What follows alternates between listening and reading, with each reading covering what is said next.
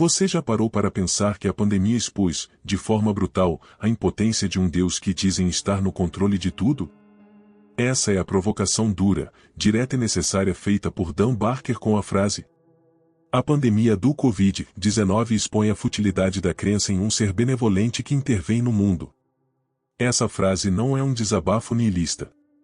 É uma crítica cirúrgica à incoerência entre a fé cega num ser amoroso e o sofrimento em escala global que assolou o planeta sem qualquer sinal de intervenção divina. Nos próximos minutos, você vai acompanhar reflexões impactantes, exemplos reais e uma análise detalhada da frase de Dan Barker. Esse conteúdo não é contra a esperança, se é contra a ilusão paralisante.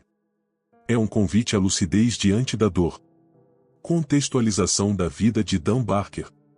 Dan Barker nasceu em 1949, nos Estados Unidos. Durante quase 2 décadas, foi pastor evangélico, compositor de músicas cristãs e autor de livros devocionais. Sua vida era dedicada a pregar o amor de Deus. Mas ao longo dos anos, dúvidas honestas começaram a corroer os pilares de sua fé. Leu, estudou e, por fim, abandonou a religião. Tornou-se um dos principais líderes do movimento ateísta moderno. Cofundador da Freedom from Religion Foundation, Barker se tornou uma voz crítica contra o fundamentalismo, a interferência religiosa nas políticas públicas e a crença em um Deus intervencionista que se mantém indiferente diante do sofrimento. Principais obras e feitos de Dan Barker. Deus falhou. Neste livro autobiográfico, Dan Barker narra sua transição de pastor evangélico apaixonado a ateu convicto. A obra é uma denúncia lúcida das contradições da fé diante da realidade, especialmente quando confrontada com o sofrimento humano. Com coragem e clareza, Barker mostra como a razão, a empatia e a ação são mais eficazes que a oração diante do caos do mundo. Atuação como co-presidente da Freedom from Religion Foundation. Dan Barker é uma das vozes mais atuantes no combate ao privilégio religioso em políticas públicas. Pela FFRF, liderou ações legais nos Estados Unidos contra a interferência da fé em decisões governamentais, defendendo a separação entre igreja e Estado como pilar fundamental de uma sociedade justa, laica e racional. Essas obras mostram um pensador que não busca destruir a fé das pessoas, mas desmascarar a ideia de que a fé, por si só, salva, cuida e resolve. Principais pontos de reflexão. A pandemia escancarou a ausência de intervenção divina. A Covid-19 não escolheu alvos, matou crianças, idosos, crentes devotos, religiosos de diferentes tradições e ateus. O vírus se espalhou por templos, mesquitas e igrejas com a mesma indiferença com que assolou boates e mercados. As cenas de enterros coletivos em Manaus, os hospitais de campanha em Nova York, os caminhões cheios de corpos na Itália, revelaram um mundo entregue à própria sorte. A ausência de qualquer sinal de intervenção sobrenatural, em meio ao desespero coletivo, foi gritante. O clamor por ajuda divina ecoou no vazio. O que se viu foi apenas a força da biologia, da fragilidade humana e da falência da crença em um ser que, se existisse e se importasse, teria agido. A fé cega atrasou respostas concretas e custou vidas. Enquanto os profissionais da saúde alertavam para o uso de máscaras, distanciamento social e vacinação, pastores, padres e líderes religiosos seguiam pregando proteção espiritual em várias partes do Brasil e dos Estados Unidos, cultos lotados se transformaram em polos de contaminação. No Brasil, uma das maiores igrejas neopentecostais manteve seus templos abertos alegando que o vírus não tocaria nos ungidos. Em Manaus, enterros em massa e escassez de oxigênio foram agravados pela negação promovida por grupos religiosos aliados ao governo. A fé cega tornou-se, nesse contexto, um fator de risco sanitário. Não foi apenas inútil, foi mortal. Deus foi invocado, mas quem salvou foram os cientistas e os trabalhadores da linha de frente. Enquanto o vírus avançava, o que freou sua letalidade não foi um milagre, mas o conhecimento científico acumulado por décadas. Foram cientistas da Universidade de Oxford, do Instituto Butantan, da Pfizer, da Moderna, que desenvolveram vacinas em tempo recorde.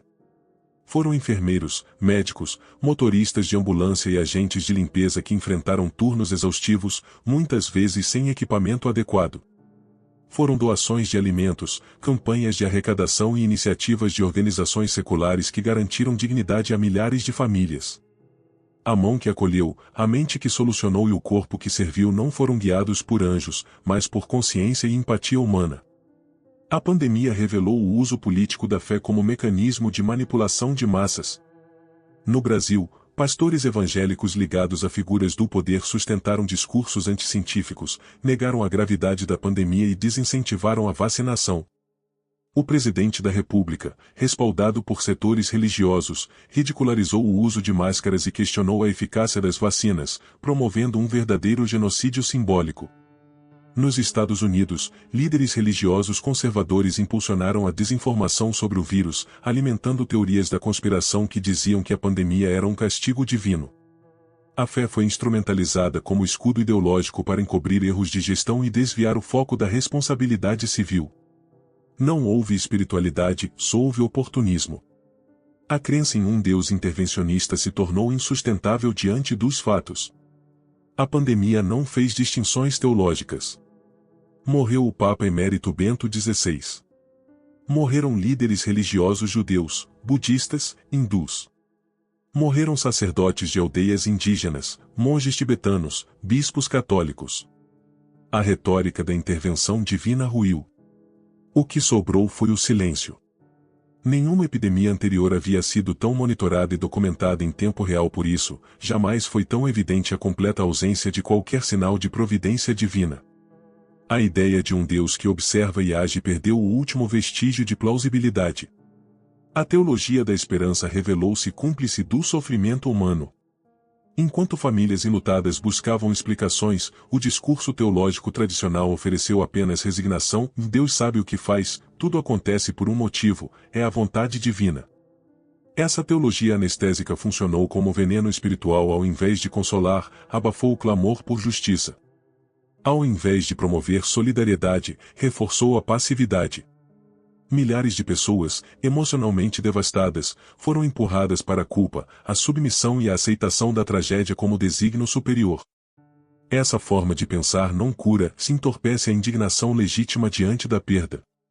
A pandemia ensinou, na dor, que a salvação não está na fé, mas na ação racional e solidária. O que fez a diferença foram as mãos que costuraram máscaras, os braços que distribuíram cestas básicas, as mentes que formularam estratégias de contenção. A humanidade se salvou na medida em que deixou de esperar socorro dos céus e passou a agir no chão da realidade. A espiritualidade descolada da prática concreta mostrou sua irrelevância.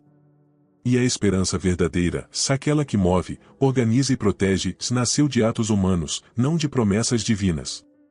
O mundo não precisa de milagres, precisa de ética, ciência, compaixão e responsabilidade coletiva. Análise da frase. A pandemia do Covid-19 expõe a futilidade da crença em um ser benevolente que intervém no mundo. Essa frase é um soco de realidade. Ela desmonta o conforto psicológico de uma fé que promete cuidado divino sem entregar soluções reais. Dan Barker não diz que a fé é inútil em todos os aspectos se lhe denuncia o vazio da crença num Deus que age diretamente no mundo, enquanto o mundo colapsa. A pandemia escancarou que essa crença não protege, não cura, não responde. A oração sem ação se revelou estéril. A fé sem ética concreta se mostrou omissa. A frase é, portanto, uma convocação. Troquemos a espera por movimento, a oração por solidariedade, a fé abstrata por humanidade ativa. Ponto de vista. A frase de Dan Barker exige mais que indignação. Ela exige lucidez. Não se trata de zombar da fé alheia, mas de apontar sua falência diante do real.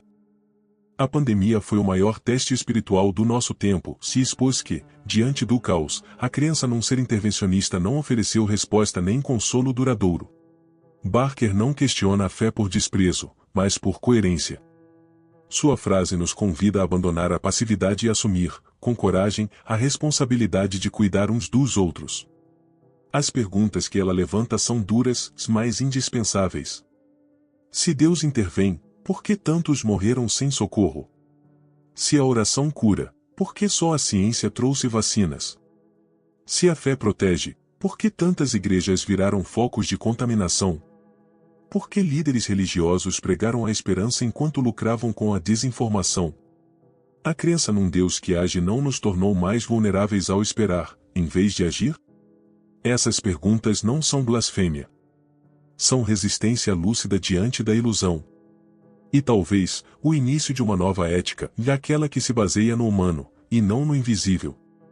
Se esse conteúdo te fez pensar, curta o vídeo, inscreva-se no canal Ensinamentos Brilhantes, ative o sininho, comente sua opinião e compartilhe com quem valoriza a razão livre. Aqui, não canonizamos promessas vazias. Iluminamos o pensamento com coragem. Até o próximo vídeo.